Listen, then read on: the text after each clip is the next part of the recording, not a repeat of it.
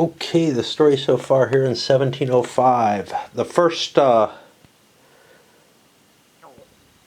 couple of years of the war, it looked like the alliance was doing pretty well, gaining a lot of territory up here in the Spanish Netherlands. On the other hand, they were losing a lot of ground in imperial territory. And last turn, the threat became real, where the Bavarian army, I think, the French army that was there, marched into Austria itself to try to take Vienna.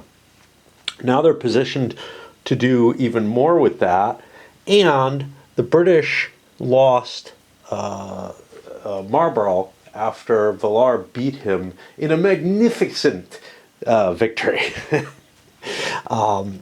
Right now, the Allied forces are positioned with Athlone, facing Villars here, and Cahern trying to cut his way down to Paris at the same time that de Bourges here with the Bavarian army is trying to march into Austria. But he's got to deal with this one way or another, because if Passau ends up besieged, that I have decided is insufficient to allow for conquest of Vienna, even though the rules say imply otherwise. There's probably so much missing. So we're ready to start in 1705, and we'll see. Lots of interesting stuff could happen. There's no question about that. Force-wise, Villars has a larger force than he's facing, but the combined force of the Dutch-British at 99 versus 80 for the combined French force is problematic. So we may see the French combining and trying to knock Cahern out or something along those lines. I don't know. All right, so here we are in 1705, but I must have fucked something up, because I haven't moved any pieces yet. And I'm here in July 1st. I'm assuming that should be June 1st. Just was looking and I'm like, wow, this campaign is going to be short. All right. In terms of personal shit, I stayed up. I was in the right will. I woke up at I don't know what, maybe 11 a.m., maybe 9:30. I don't know what time it is now. I think around 9:30. With the idea of, oh, cool, I could go shopping. I need to go shopping. I'm fucking out of food. Well, fuck that, man. I don't know why I'm incapable of doing it anymore. I used to have this problem when I lived here as well.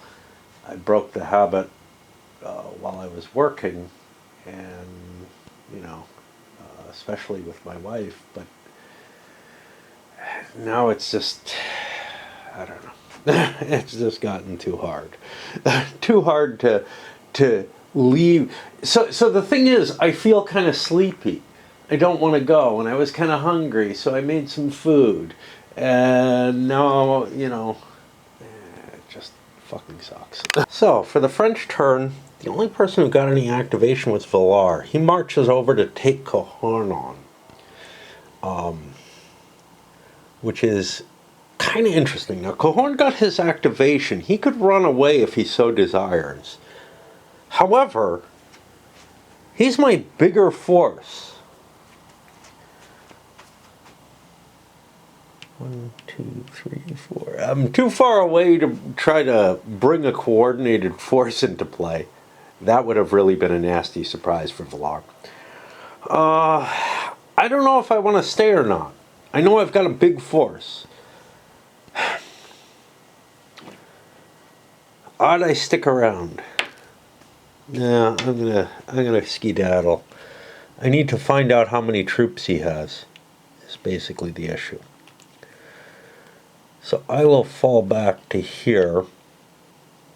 I need to fall back further than that, because he spent 5 movement points.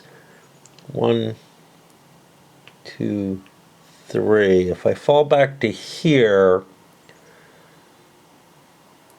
he could still get to me, couldn't he? Because he can trace... there's no supply through here. Yeah, if he's small enough that he doesn't need supply, he's still my size. So I don't know. I may just fall back even further. 1, 2, 3, 4. And we'll put a marker there.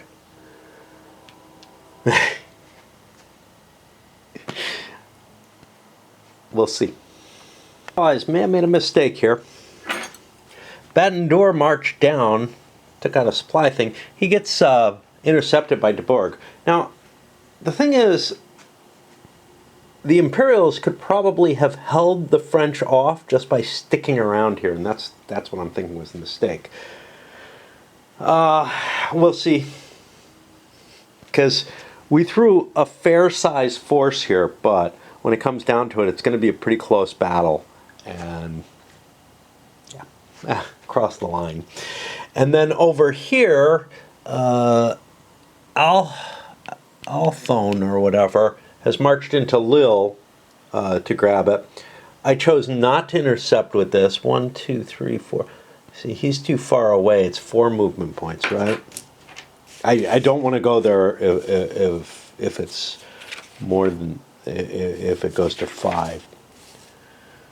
And somehow I think it is 5. I don't know. I certainly have done interceptions at 5. You really want like a little chart. No, it's only 4 movement points for an interception. What did I have here? 1, 2, 3, 4. Yeah, I definitely have done interceptions at the 5 range, which I shouldn't be doing. Katna can intercept, but he's only 20. He's not my force. I want Valar to be the hammer, right? Which he might be next turn. So we shall see. The problem with the siege is I don't know how much should be revealed, right? This is what's kind of weird. If you're playing in a competitive game, quite often people,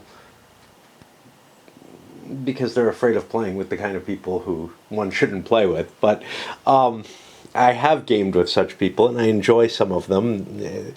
Want to have some kind of check on things, right? Now, with all the written info here and everything, I don't think this is a game that you can play against people you don't absolutely trust. Trust not only to, not cheat, but also to get their numbers right, which would preclude me from playing this. But I feel like the modifier to this chart may or may not have been revealed, right? Depending on my die roll, unless the die rolls are hidden too, you could hide everything. So, to some extent, I have an idea of just how small this British force is, that it's 48. Now, that's not tiny,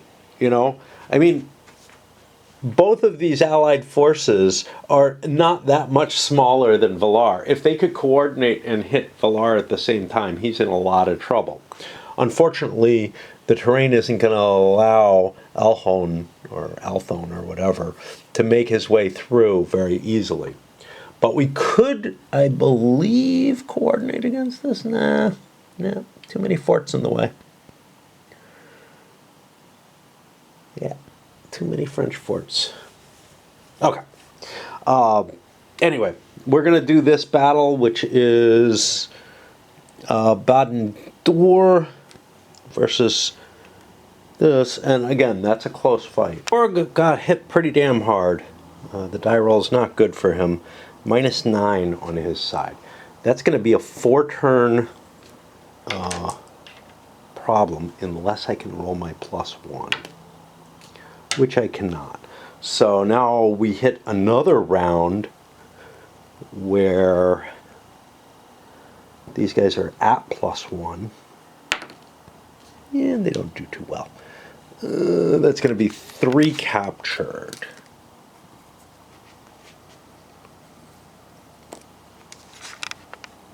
De Bourg is kept in command indefinitely because of royal favor. But yeah, that's a big win by the Austrians. They've just basically deflected any French threat. Now, I gotta stay in the area, but taking 12 strength points off for 5, that may mean that this will head towards the Allies instead, towards the Dutch Anglo alliance. It's not really capable of doing anything down here if I ran over to there, because you need an army in order to siege, and you really need a siege engine and whatnot. Okay, now Villar and Catanat or whatever have combined to move up against Lille, and that means Alphone gets a chance to get away. He needs a 3 through 8 to run. He doesn't get it, he's caught. That's not good. I had to do a little bit of cleanup because there was a French line there and a magazine, but the French line would have been destroyed. You can't do any damage with them on the combat table. Massive defeat of Alphone.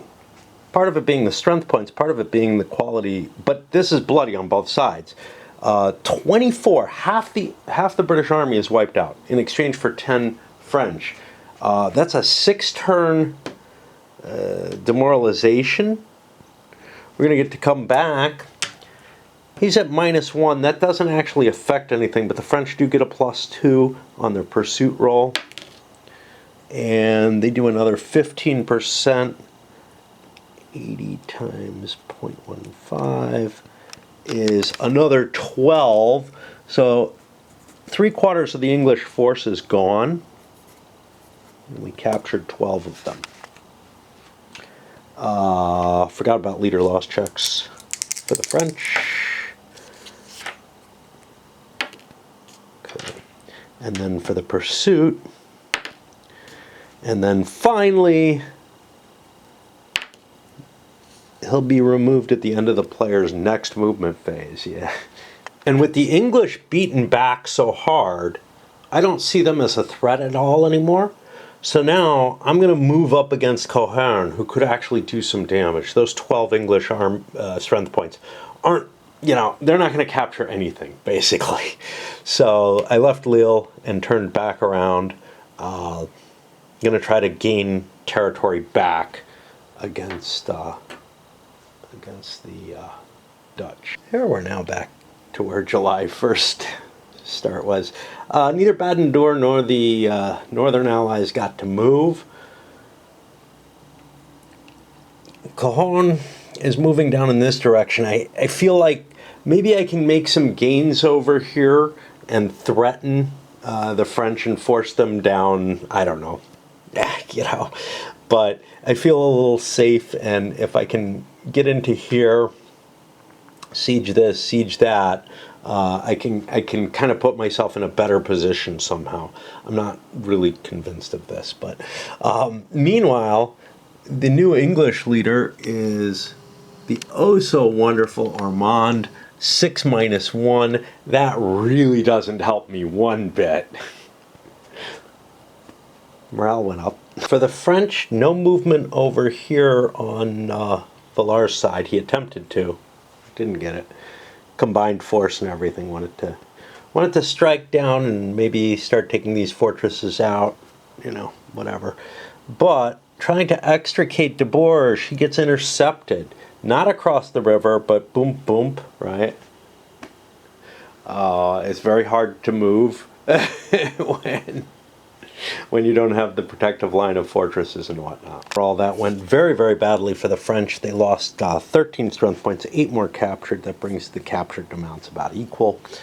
So the Imperials are doing very, very well in their defense of Austria itself. But meanwhile, the Anglo-Dutch army is in a whole lot of trouble. And the Allies are just sitting there under their tremendous leadership. On to the Allied side. And we're almost through the campaign, right? Austrians go back to siege Passau, take it back, get back all this territory.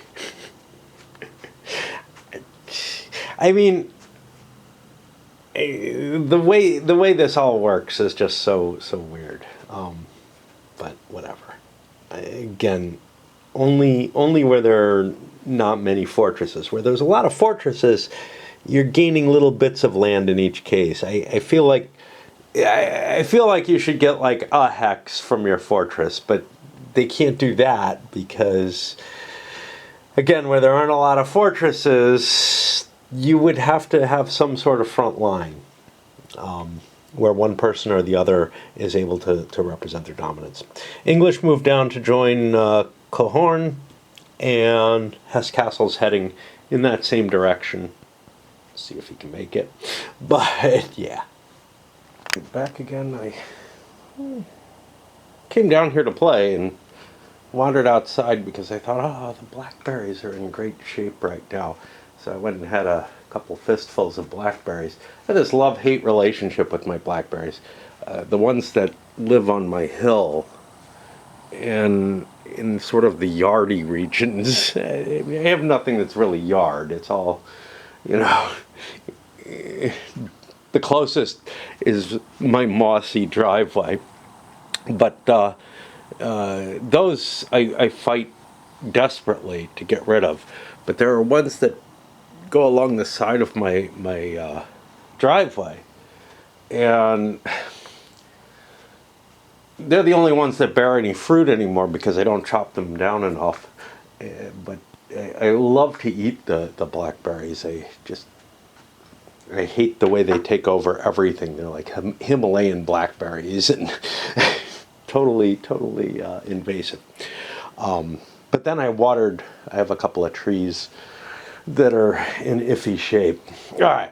So anyway, and why do I tell you this stuff? I don't know, because I got nobody else to talk to, you know?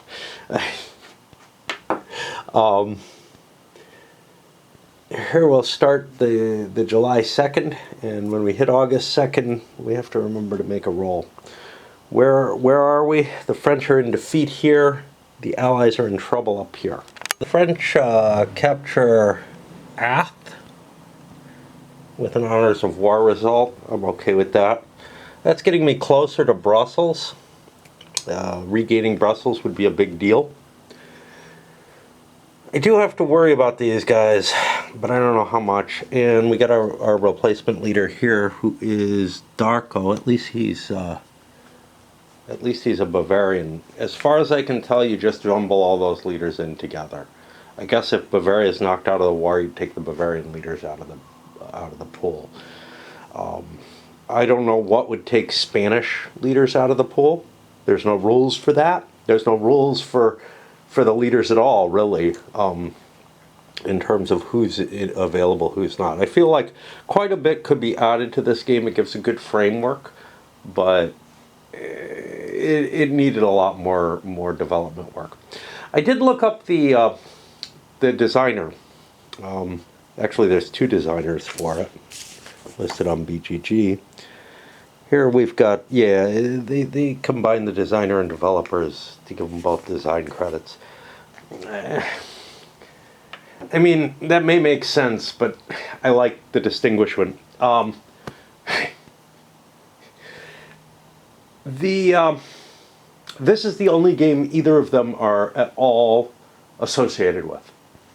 I kind of expected to find whatever that 3W game that's based on Freddy the Great to have shown up in the credits for one of these two guys, because I remembered it being kind of similar to this, but I don't know what the name of the game is, honestly. I remember liking it enough. You know, I think I liked it better than Freddy the Great, even though it too, because it's 3W, even though it's a boxed game as opposed to a magazine, still came out with kind of crappy rolls. All right, on to the Allies. Don't go too well for the Allies. Nothing moved here. The English could have moved, but that did not move. These guys failed in their siege and in fact took an attack or hit. You gotta put one of these markers down. They look the exact same as when I do movement when I do this, but I hope I remember what the hell's going on. And we'll go on to the French here at the beginning of August. Absolutely nothing on their side. I really like the you often can't move pieces.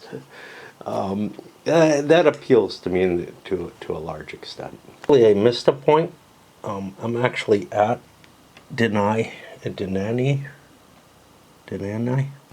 here, so I did not take a siege roll there. I should have taken it last turn too, but I'm not gonna go back that far.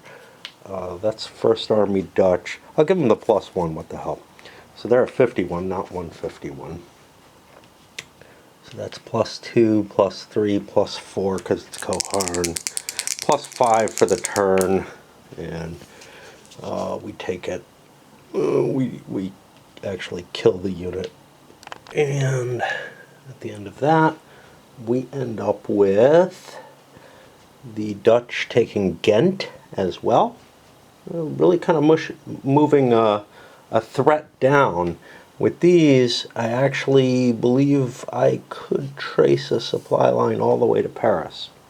Do I want to do it that way? I don't know, but you know, chances are I want to take something like Rocroi, something along those lines, just to push my way, you know, a little further, because I'm not going to make it to Paris. Depends, of course, how long the winter, or when the winter starts.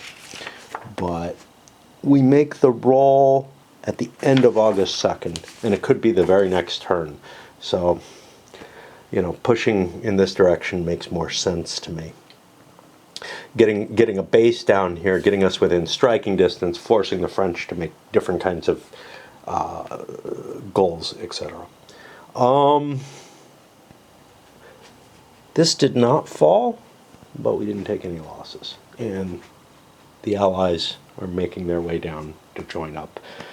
But they're not going to get there in time for this campaign season. This is nasty terrain. Cutting straight through here or straight down here, both of those work. Begin a siege of Mons. These guys have fallen back onto the Allies. For the Allies, this Mezieres has fallen. Getting a nice capture number here. The Allies are actually doing pretty well. Even though they lost that major battle against Villar, he's diddling around away from the army. And Baden-Dour has taken Passau. That's going to erase whatever lines I have out here. And extend some new lines in from Austria instead. Rather large ones, I would guess. And we check to see how long the game will go. 5, it's going to go into October 2. You can see there's a lot of room for winter play, no matter what, right? Because November 1 is the latest that good weather will last. Yet there's still, you know, 5 more turns if you want to try to do a winter campaign. Okay, back down here, what are we in? 1705. It's an odd time for me to be down here.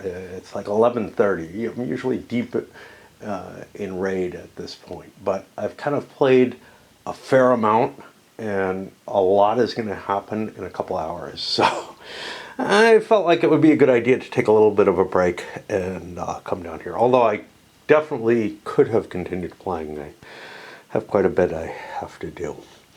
And we've got our end date set. Movements are taking place. It looks to me like the Allies are doing better than expected given Villar's success. Not much happened. Mons didn't fall. And now we move on to the Allies. Not a big turn for the Allies. Coharn did not get activated. Hesse-Kassel is up joining this sort of coordinated force, for whatever that's worth. I did get action with Ormond, but he's not big enough to take Paris. He could take Amiens, for what that's worth, but I would have to give it up, so it doesn't really help. I could take something small, but I want to work together with the other forces, try to get something of value, which might have been a Rocroi, but no activity there, and also no activity down here on the Barad-dûr side. Sorry, Baden-Dûr. Let's not get our Tolkien mixed up with our history. The French successfully take Mons. Nothing else of any interest happening on their side.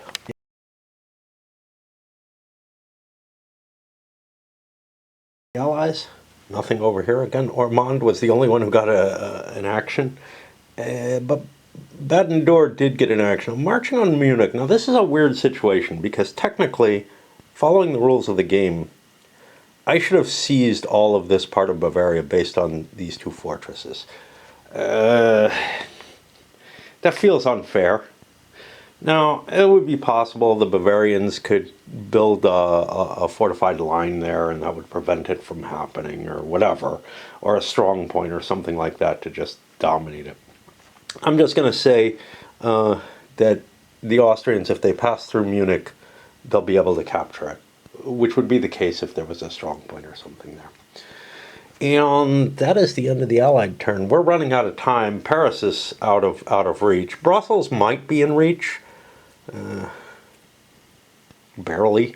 Alternatively, I could take something like Marlborough here and cut this little thing off.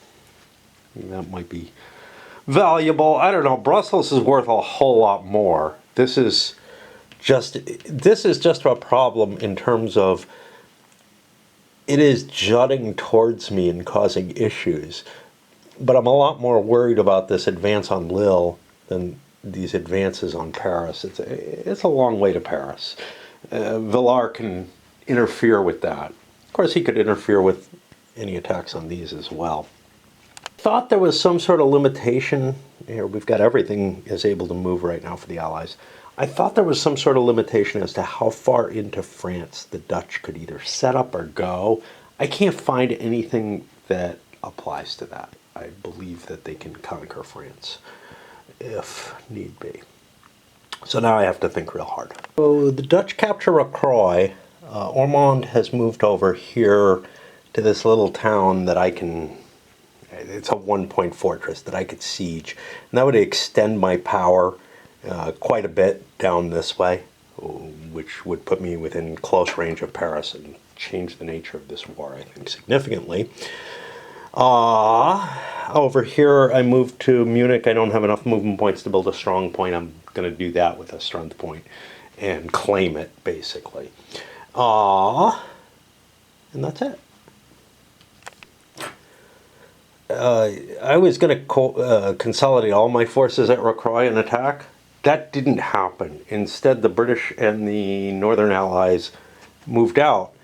Not because I terribly want this, although I kind of see the advantages to having both of these now, but because in average terrain, only 60 stacking points are allowed in one place, and I went over that, so I would have taken attrition if I didn't move the English out.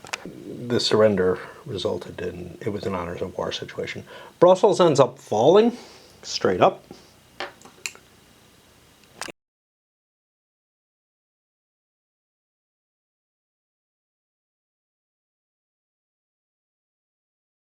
And let's see, Saint-Michel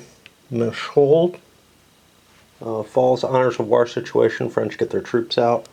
Forgot to charge the British the garrison. Could of course destroy it, but and Baden-Dûr builds himself his thingamabobber, and this is the last active turn before we get into a weird situation. Now, the percentage is you just don't want your big armies moving around in winter, period, the end. But, man, this is threatening. And we finish things off with Sedan falling. I'm out of counters. I could use something, I don't know what.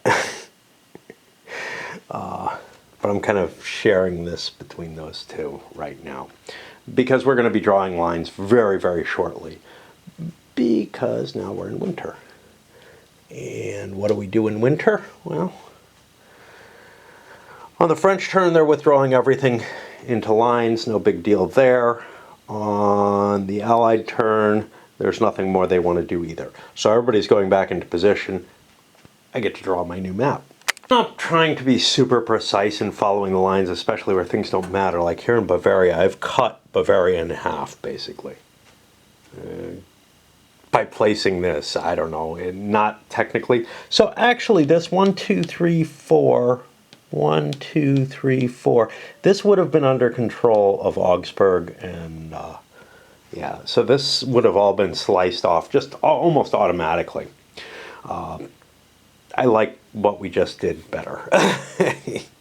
And I don't need to maintain the strong point now if I want that strength point back. So no real harm. It's just I had to actually do something. Things are really interesting over here. We've still got this weird little thing around Ghent, but now Brussels has returned, Mons. Now this little dingus up here, and then a big hangar coming down here. This is still within the Spanish Netherlands, a little fortress that I can't do anything with particularly. Actually I can, because I can now supply through here, so it would actually be a reasonable place to set up now. But this controls, this hex stays under French control because it's adjacent. Same with this one. And then we get here and, well, this one actually fell and this one fell, so I can actually connect those. Right? Let me think. This is one away, this is one away. Yeah. So I can actually connect that up. This is actually the shape, and everything's just interlocked. So like the Allies control along this line, and you know, so the French control up through here and into here. It's just crazy at this point as to where people can put things and where they can't. But it's kind of nifty. Maybe is my favorite part of the whole game is drawing on the map. I always like games where you get to play with a crayon, you know. Triplanetary, trying to think, Source of the Nile, crayon rails. It's a big plus, but yeah, it's kind of gotten so that the borders have gotten so intermingled and ugly that it's actually becoming problematic. I missed a few lines. I've drawn in the original Bavarian border up here. So basically Austria is following that original border. Now I could probably cut some of this off and just, I probably should, and just declare this part of Austria here. But all this down here is Austrian. And this line doesn't exist. Instead it should be coming up there. This is actually more accurate. This is the constraints of Bavaria now. At least the territory that they control. It's not actually Bavaria, obviously. You know, they're still the country that they are, but the Austrians have been able to insert a certain dominance across some of these areas up here. All right, enough fun with maps. It's time to go to the map. For prisoner exchanges, the French have $148 and 103 troops. The Allies have their $20. The Brits have $51 and 44 troops. That'll give us enough that we can... we don't have a cannon anymore, so yeah. That we can maintain our army. The Dutch are down to $85 with the loss of Brussels, and only 46 troops, so we'll be building some. And the Imperials are up to $49 with 28 troops left.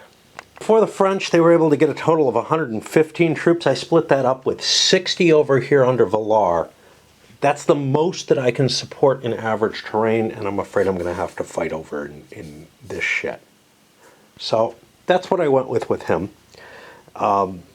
The Bavarians were next. I put 25. I don't want to lose Bavaria completely, but you know, I can only afford, I can't afford to leave this third front here in Brussels, which is a potential real threat. First of all, I can make my way back to Antwerp, take that back if need be. But that's a threat on Amsterdam as well. A hard one for me to actually accomplish, but if I am gaining ground there. So I put the artillery there, and I gave him 30 troops under Catenet, or whatever his name is. Now I'm going to try to make the same decisions, and I always do the French first. I don't know why, but I'm going to try to make the same kind of decisions where I roll dice and such not for the Allies. In a sense, the fact that I do the French first means that I'm thinking about them more, like I'm more aligned with them at this point. They're blue after all. But I don't know if that's really the case. Anyway, we'll get rid of this shithead. Definitely don't want him. But I think we do want Cahern. He's so useful. And so, we are...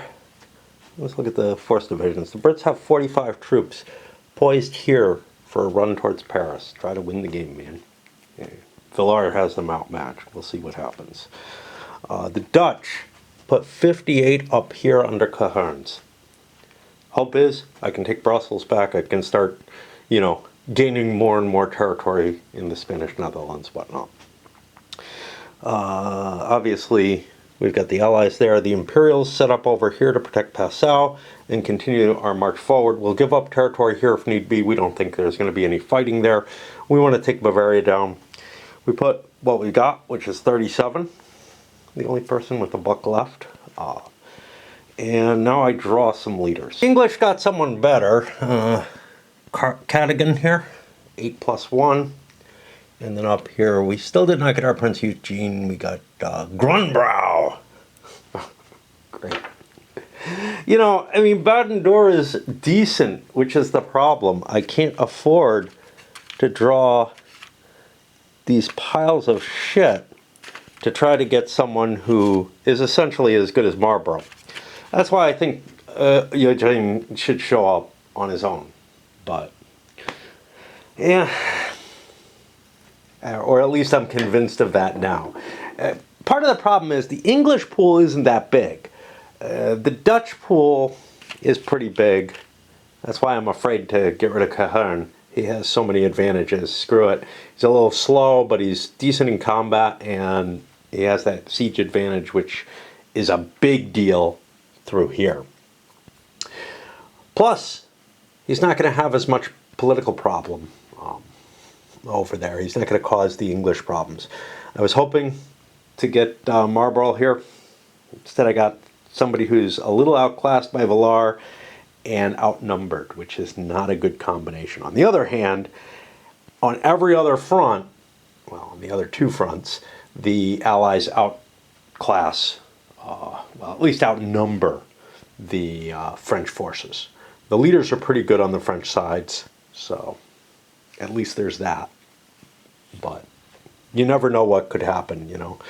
A decent leader, like when the Elector got canned or whatever, that causes issues. That means we roll to see when the turn's going to start. And then we'll load this up. I was thinking I would start trying to get 2 years in one. You know, these videos are long enough, I'm sure. Like I know. Alright. And it starts in May 2. And it's September 2, I believe, at the end of that we make the roll for. No, it's August 2. It's August 2. Jeez, man. That's harsh. All right. Up it goes.